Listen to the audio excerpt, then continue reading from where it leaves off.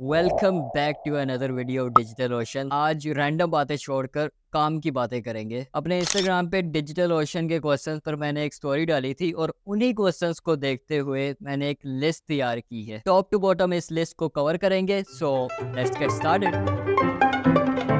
यार मैं लिंक्डइन का बड़ा एक्टिव यूजर हूँ, तो एक दिन मैं स्क्रॉल कर रहा था तो randomly Digital Ocean trainee engineer programme की जॉब पोस्टिंग मेरे सामने आ गई। मैंने रिक्वायरमेंट्स वगैरह पढ़ के शुगर शुगर में ही अप्लाई मार दिया। वहीं से गूगल फॉर्म मिला था एक, जिसमें सिंपल क्वेश्चंस थे like what's your name, your email address, your location, your phone number etcetera. वो फॉर्म मैंने फिल करके सबमिट करा दिया और अपनी स्क्रॉलिंग कंटिन्यू कर ली। सो आई गेस आप लिंक्डइन प्रोफाइल बना लो, फायदे में रहोगे।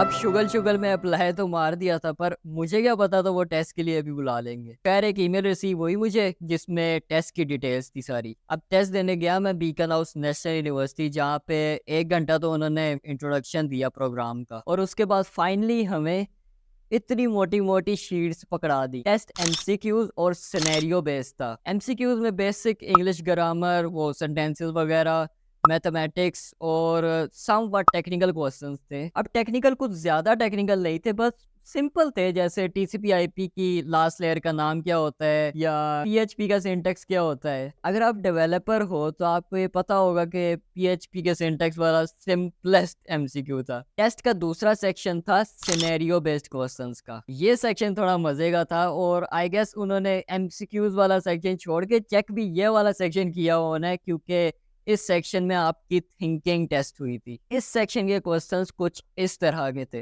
किसी ऐसी वेबसाइट का नाम लिखो जो वर्डप्रेस से बनी हो और आप उसे डेली एक्सेस करते हो। किसी ऐसी वेबसाइट का नाम लिखो जो लिनक्स पे होस्टेड हो। कोई ऐसी टेक्निकल डिफिकल्टी जो आपके रिलेटिव्स को पेश आई हो और वो आपने फिक्स करके दी हो। कभी आपने जिंदगी में चैट जीपीटी इस्तेमाल किया हो और किस लिए किया, वो रीजन भी लिखना है। हर 5 साल बाद एक न्यू इनोवेशन आती है, लाइक मोबाइल फोन्स आए थे। तो अगले 5 सालों में आप क्या सोचते हो कि क्या नई इनोवेशन हमें देखने को मिलेगी। इस तरह के सिनेरियो बेस्ड क्वेश्चंस थे। और आई गेस मेरी तरह की जो आवाम है, जो 24-24 घंटे पीसी पे लगी रहती है, जो गेमिंग में और कोडिंग में इंटरेस्ट रखती है, उनके लिए ये टेस्ट शुगल मेला ही है। क्योंकि मैंने अपनी दफ़ा इस टेस्ट को एज अ टेस्ट लेके सॉल्व नहीं किया था, एज अ गेम लेके सॉल्व किया था, क्योंकि क्वेश्चन इतने मजे के थे। और हाँ, ऐसे कभी भी आपका कहीं भी टेस्ट हो तो पेन लाजमी लेके जाना। मैं पेन भूल गया था।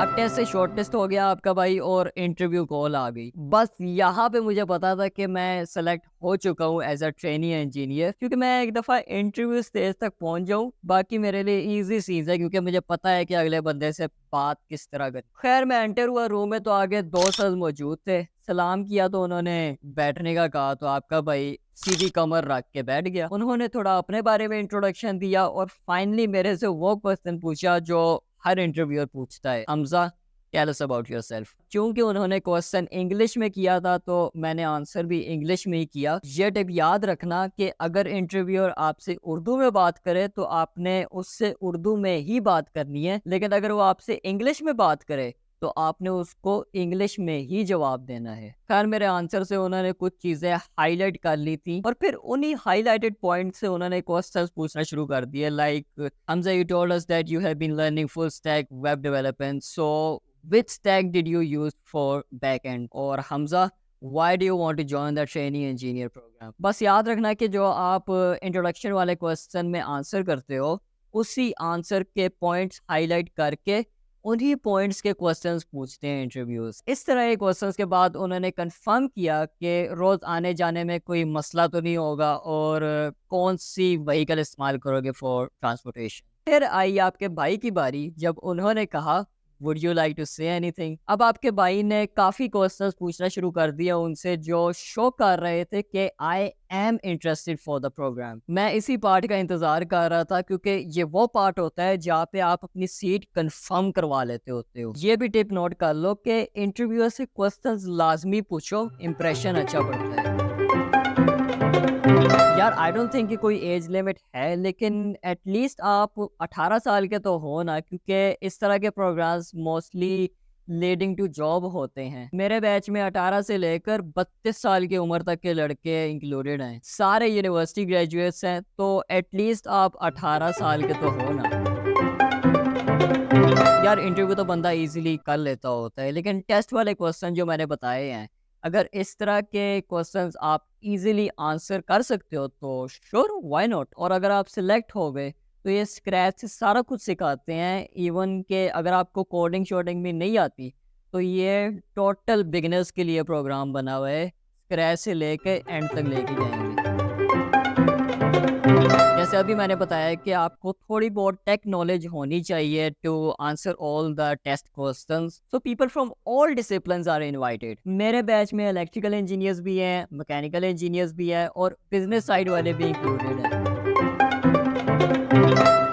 ये सवाल मैंने उनसे इंटरव्यू के दौरान पूछा था और उनका आंसर स्ट्रेट फॉरवर्ड था, नो। बहुत से लोग इस बात के अगेंस्ट जाएंगे, पर आई डोंट थिंक कि अब सीएस या एससी या आईटी की डिग्री होना लाजमी है टू बिकम एम्प्लॉयबल। और उनका भी यही कहना था कि आप माइक्रो सर्टिफिकेशंस का दौर है और एम्प्लॉयर आपकी स्किल देखता है, उसको नहीं फर्क पड़ता कि आपके पास डिग्री है या नहीं है या कौन सी है, उसको अपने काम से मतलब है। काफ़ी कंपनीज अब पाकिस्तान में भी स्किल बेस्ड हायरिंग करती हैं और जो डिग्री प्रेफर करती है वो, खैर हर एक का अपना पर्सपेक्टिव होता है। और मैं पर्सनली समझता हूँ कि अगर आपकी कम्युनिकेशन अच्छी है, अगर आपकी वो वाली ग्रूमिंग हुई हुई है जो यूनिवर्सिटी जाके होनी थी, तो आप स्किल पे फोकस करो। यूनिवर्सिटी जाके आपके 4 साल वेस्ट ही होने हैं, क्योंकि डिग्री के बाद भी आपने स्किल ही सीखनी है। बिकॉज एम्प्लॉयर स्किल ही मांगेंगे आपसे और तब आपके पास कोई स्किल होएगी नहीं, क्योंकि डिग्री में काम की चीज़ के अलावा सब कुछ सिखाया जाता है। Talking about computer science by the way, मेरी अपनी 2 साल वाली बैचलर है जो अभी तक मिली भी नहीं है, तो इससे हिसाब लगा लो कि मैं इस प्रोग्राम का हिस्सा हूँ।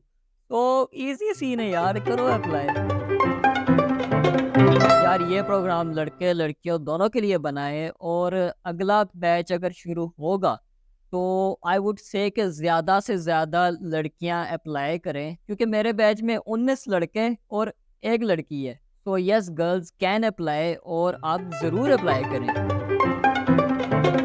अब यहाँ पे बात थोड़ी बिगड़ जाती है। वैसे तो इनका अगस्त का प्लान है कि अगस्त में इन्होंने नया बैच शुरू करना है, लेकिन अब जो सुनने में आ रहा है वो ये है कि ये प्रोग्राम अब ओपन टू एवरीवन की बजाय स्पेसिफिकली बीएनयू के स्टूडेंट्स के लिए ओपन कर दिया जाएगा। शायद ये प्रोग्राम उनकी सॉफ्टवेयर इंजीनियरिंग या सीएस की डिग्री के किसी सेमेस्टर में शामिल कर दिया जाए, लेकिन ये भी शायद वाली बात है। क्या पता next batch open to everyone हो, क्या पता ना हो। टोटली आपकी लक पे डिपेंड करता है। फिर भी मैं लिंक्डइन पे इसकी अपडेट्स डालता रहूंगा, सो मुझे वहां पे फॉलो कर लो। और इसी के साथ साथ आपका शिराजी भाई नॉट कमिंग स्लो